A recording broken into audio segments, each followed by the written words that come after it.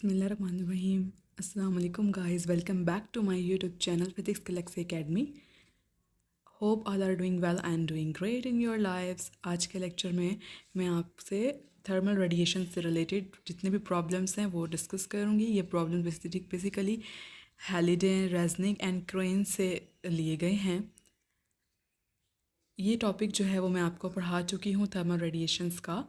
तो इससे रिलेटेड हम प्रॉब्लम्स देख लेते हैं. जी फर्स्ट प्रॉब्लम है हमारे पास. The radius of sun is 7 cross 10⁸ metre.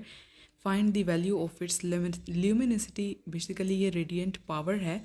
If its radiant intensity is 6.4 cross 10⁻7 watt per metre square.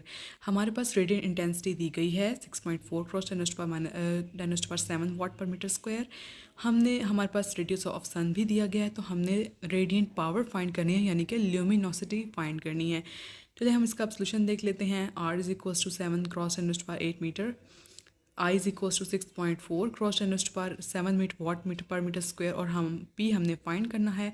हमारे पास फॉर्मूला होता है I is equals to P/A. तो हमारे पास यहाँ से पावर रेडियंट का फॉर्मूला बनेगा P is equals to I into A is equals to I. Area हमारे पास है 4πr का स्क्वायर इज इक्वल्स टू 4π. हमने I की वैल्यू पुट की जो कि हमारे पास क्या है, radiant intensity. I basically radiant intensity को शो कर रहा है जो कि है 6.4 क्रॉस 10⁻7. और रेडियस हमारे पास दिया गया 7 क्रॉस 10⁸. इसके हम स्क्वायर ले लेंगे. जब हम इसको सॉल्व करेंगे तो हमारे पास आंसर 3.9 क्रॉस 10⁻26 वाट आता है. पावर, रेडियंट पावर के यूनिट्स वाट होते हैं, तो हम इसका यूनिट वाट लिख देंगे. ये तो हमारा हो गया हमारे पास फर्स्ट न्यूमेरिकल. अब हम सेकेंड न्यूमेरिकल को देख लेते हैं. सेकेंड न्यूमेरिकल में वो पूछ रहा है कि calculate the wavelength of maximum spectral radiancy for the sun with surface temperature of 5800 kelvin. हमने यहाँ पर spectral radiancy, maximum spectral radiancy find करनी है. सन की वेवलेंथ फाइंड करनी है हमने सन की ऑफ मैक्सिमम स्पेक्ट्रल रेडियंसी के लिए विद, जिसमें हमने सरफेस टेम्परेचर दिया गया है 5800 केल्विन. टी हमारे पास 5800 केल्विन है. हमारे पास जो बी है यानी कि कांस्टेंट जो है उसकी वैल्यू होती है 2898 माइक्रोमीटर केल्विन. तो हमारे पास लैम्डा मैक्सिमम का जो फार्मूला है, जो कि हम पढ़ कर आए हैं पिछले टॉपिक्स में, जो मैंने आपको पढ़ा चुकी हूँ, आप प्लेलिस्ट से चेक कर सकते हैं थर्मल रेडिएशंस के टॉपिक को, जिसमें हम वैल्यू पुट करेंगे तो हमारे पास आंसर जो है वो आएगा. बी की जगह हमने पुट किया 2898 क्रॉस 10⁻6. पी को की हमने वैल्यू लिख दी यहाँ पर जो कि 10⁻6 होती है, डिवाइडेड बाय टी टेम्परेचर लिख दिया 5800, जो कि हमारे पास आंसर आया 4.9 क्रॉस 10⁻7 मीटर. वेवलेंथ जो है वो हमने मीटर्स में लिखनी है.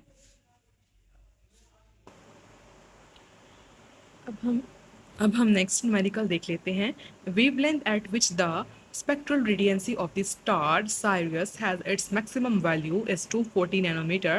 What is surface temperature of Sirius? Sirius जो है वो एक स्टार है जिसकी जो उन्होंने मैक्सिमम वेवलेंथ है वो हमें बता दी है कि जो 40 नैनोमीटर है, और वो उसका सरफेस टेम्परेचर पूछ रहे हैं. तो हम इसका सोल्यूशन देख लेते हैं. टी हमने यानी कि फाइंड करना है. हमारे पास मैक्सिमम वेवलेंथ 240 नैनोमीटर है, जिसको हमने नैनोमीटर को 10⁻9 मीटर में कन्वर्ट कर लिया, लिख लिया. अब हम यहाँ पे एक हमने ये फार्मूला पढ़ चुके हैं हम ये पहले भी थर्मल रेडिएशन वाले टॉपिक में. ये हमें विंस ने फार्मूला दिया था T is equals to b over lambda maximum T temperature.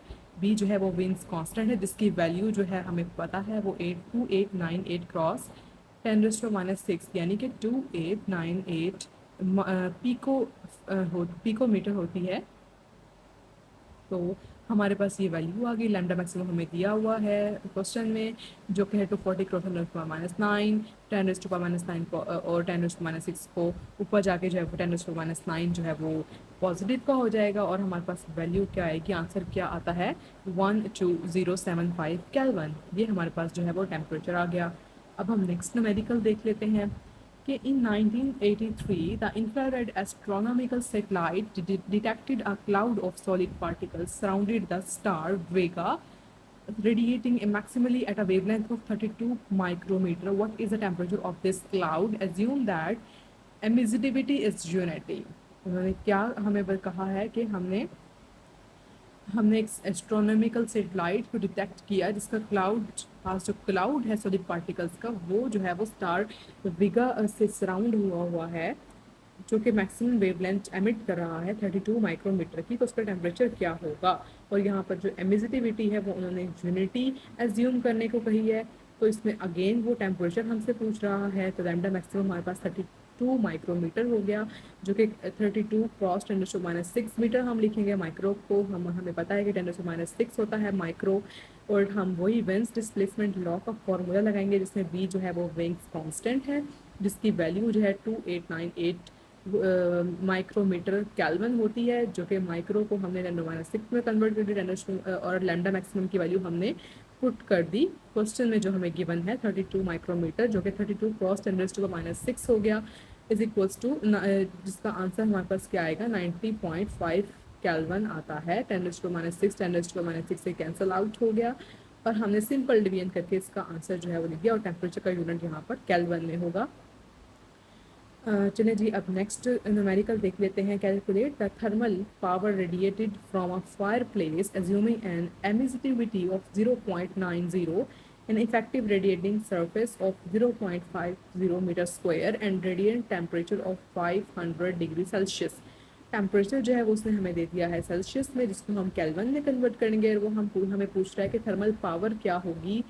Thermal radiated power जो है हमने पी जो है फाइंड करना है, ठीक है। और इफेक्टिव रेडिएटिंग सरफेस जो है, सरफेस एरिया जो है वो हमें गिवन है 0.50 मीटर स्क्वायर। अब हम देख लेते हैं कि इसको सोल्यूशन कैसे होगा।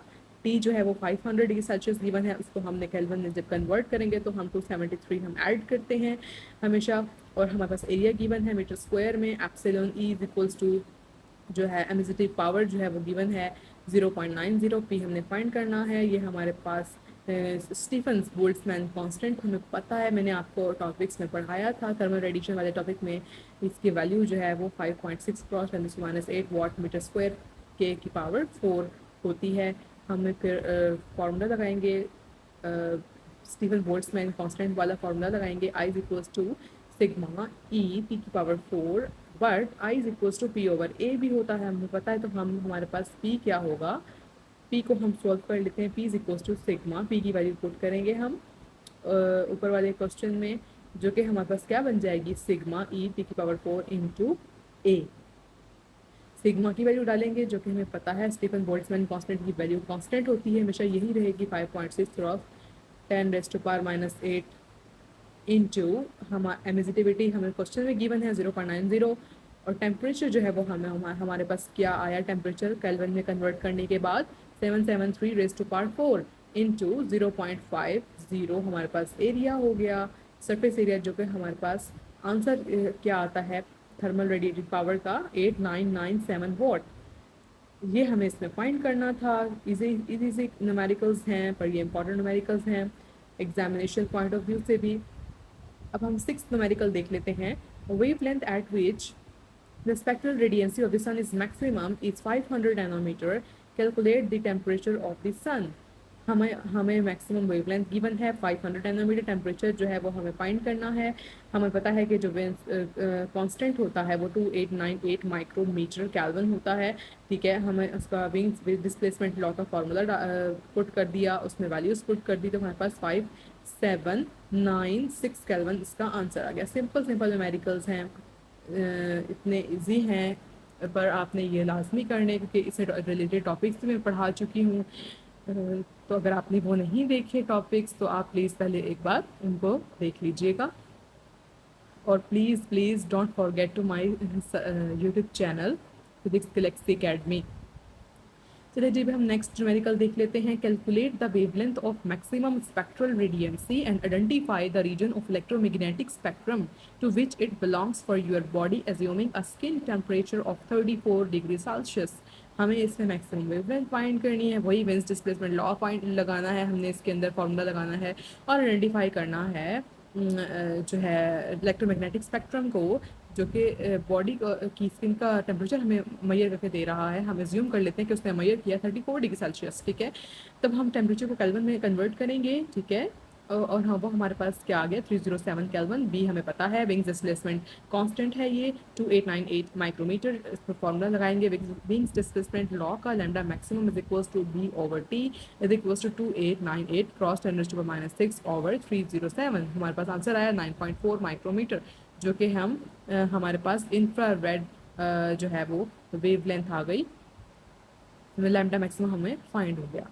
ठीक है, ये था आज के लेक्चर का। नेक्स्ट लेक्चर में आपको फोटो इलेक्ट्रिक इफेक्ट से रिलेटेड न्यूमेरिकल्स करवाऊंगी। इसका टॉपिक भी मैं डिटेल लेक्चर जो है वो पढ़ा चुकी हूँ, जिसके 3 पार्ट्स हैं, ए बी एंड सी। आप वहाँ से जाकर पहले टॉपिक्स को रिव्यूज़ कर सकते हैं, टॉपिक समझ सकते हैं फोटो इलेक्ट्रिक इफेक्ट के बारे में, क्या मैंने आप उसमें सब कुछ समझाया था। और don't forget to subscribe my YouTube channel please. Before watching the video, please subscribe to my YouTube channel, and if you have any question, let me know in the comment section. Thank you. Allah Hafiz.